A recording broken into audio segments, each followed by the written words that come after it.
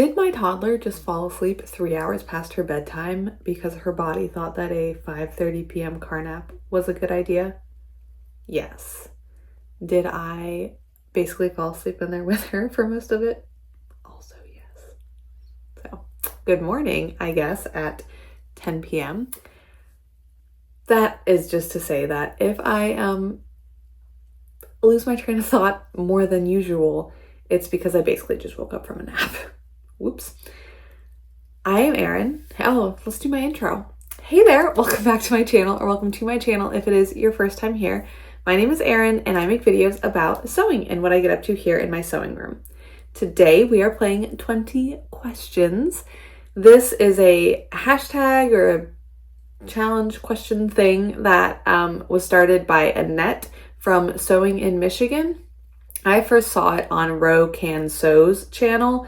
Ro makes really detailed videos about how she goes through her makes and the processes she goes through and the decisions she makes. What I really like about her channel is all of the embellishment that she does on her garments and the garments that she sews for her husband. She's very creative. She uses like frayed seams, purposefully frayed seams, trim, decorative stitches, things like that, and has some very beautiful makes. So I will link both of their channels below. Go check them out. I have the questions in front of me. I tried not to think about it too hard and not look through them too much. I watched Ro's videos. Here we go. I watched Ro's video a couple weeks back, so I don't totally remember them all. I'm going to try not to talk too much because it is later than I wanted to film this video. And I'm trying to keep things brief, right? Just answer the question. Question number 1. How do you feel about using a new pattern? I love it. If you have seen my series on shorts called Do I Love This? Do I Like This Pattern, or is it just on sale? Basically, I really like buying patterns, and I do like sewing patterns. I tend not to repeat. I don't think I really have any outside of like t-shirts that I've repeated yet. So yeah, I like trying new patterns. I like trying new pattern companies and things like that. I like new patterns. Number 2, do you remake / mend? I would love to say yes to that, but the small pile of things that are in my like alter / mend pile says otherwise. Oops. 3, do you make toiles mock-ups? Depends what it is. For pants, anything like on the bottom half, I do tend to, or if it's like a more fitted bodice, I will. I don't usually do wearable toiles. I did make wearable toile of the ballad blouse recently because I wanted to try some fabric, a certain type of fabric. But generally I don't do wearable toiles just because I don't, kind of, I guess, going back to the using a new pattern thing, like I don't feel the need to have multiple of the same thing in my wardrobe. I used to find something I liked and buy it in every color. I'm not really that way anymore now that I'm making my clothes. So I will just do like a quick and dirty fit muslin to kind of see how it's going to fit and run with that. Number 4, how do you feel about pre-washing fabric? For garments, yes. For anything I think might make it into a garment, yes. For quilting fabric, no. Because I like the crinkle when it's all done. 5, do you finish your seams and how? Yes, definitely finish my seams, and it depends. I used to do French seams a lot before I got my serger, and now I do a lot of serge seams, but I also sew more knits. So like, yeah, so kind of whatever's appropriate. I've also done flat felled seams and things that are appropriate and need to be a little more durable. Yeah. So depends on what I'm making. 6, what is your favorite sewing activity?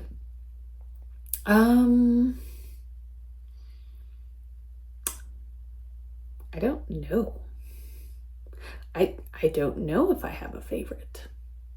I like it all. That's not true. I don't like it all. My favorite sewing activity. I actually don't mind tracing. Like, don't sign me up to trace everyone's patterns, but I don't mind tracing. Is it my favorite though? No. I don't know, you guys. Favorite. I like putting in zippers. It's actually pretty satisfying. I don't have a favorite. Like putting elastic in? I don't know. I guess I don't have a good answer. 7, what is your least favorite? Oh, there we go. Cutting. I don't mind the tracing, don't like cutting. 8, stash fabric or new fabric? I guess both. I'm trying to use more stash fabric, but I have not stopped buying new fabric. I'm trying to find a balance. Work in progress. I don't know. Both. 9, are pockets a must? No, they're not. Like I do like having a pocket, but it depends on the garment because like especially anything knit, I have found I really don't like having inseam pockets. And like if they do have a pocket, I need them to be very stabilized. I'm thinking of a dress right now, is what I'm imagining. I have a couple of knit dresses with inseam pockets and I hate putting stuff in them because it just like pulls it down so badly and then it like ruins the effect. So they're not a must. I like having them, but not technically a must. 10, knits or wovens, 50-50. I like both. I enjoy sewing with both. I like wearing both. Yeah. 11, favorite fasteners or no fasteners?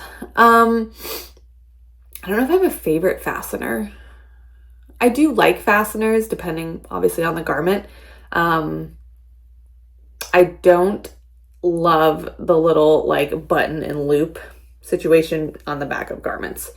Don't love that. So no to that, but buttons, snaps, yeah. I haven't done a lot of snaps, but I did get a cam press. Okay, let me rephrase that. I did snaps pretty frequently when my daughter was smaller and I was putting like crotch snaps and everything for her because we were changing diapers.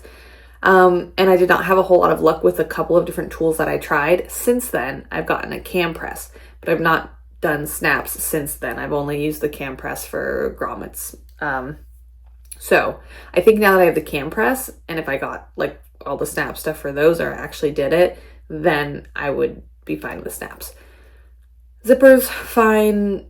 Buttons, fine. Sometimes buttonholes can be pain when you hit that one like at the very top of a placket or sometimes at the very bottom. But typically I find it's an issue at the top of the placket where there's just a lot of bulk from the seam allowance, even if you've graded it, even if you've notched and done everything you're supposed to do. If I'm supposed to be doing it horizontally, my machine is like, no. So I have to do them vertically, which, but it'll hit that edge and have an issue. I have tried using like a leading fabric type thing to level it out, and that helps some, but sometimes like I'm a little too scared sometimes to risk it because even if I'm not going to be using that buttonhole, like it's right at the top, so I might as well not make it. So sometimes I just skip that one. Anyway, I'm trying to be brief. 12, sewing for self or others? Both. I sew for others quite a bit. Well, for my daughter and my husband some. I actually recently took a quiz. This is unrelated. Well, it is related to the question. I took a quiz on Sew Liberated's website about, it's like your sewing superpower or something. And I don't remember exactly what mine was called. It's like an artsy nurturer or something. But in the description, it said like, basically, you sew a lot for other people and you get distracted by projects for other people and you need to sew more for yourself, is what I remember getting out of it. And I felt kind of attacked because, yeah, constantly I'm like, oh, I can make that for my daughter. Oh, I can make that for my husband. Let me get this pattern for this person. I'll make a project for this person. And like, I don't feel like they are not the ones making me feel like I have to. I just love sewing so much and I love what I create so much that I want to force it on them. And when I find people that appreciate it, like my daughter and my husband, I'm like, you will take this and you will like it because I put time into it. And then they do like it and give me that feedback and it just keeps that loop going. So yeah, I don't know, kind of in an ideal world, I would only sew for myself and I wouldn't feel bad about it. And it's not that I feel bad if I prioritize my own projects, but I like sewing for other people too. So I don't know. I just need more hours in the day and to not have to do anything else. 13, YouTube or Instagram? I don't have a sewing Instagram. The only Instagram account I have is my dog's. YouTube is the answer to that. Dresses or separates? But this is hard. I guess I need to be more firm. I'm supposed to be like making decisions here.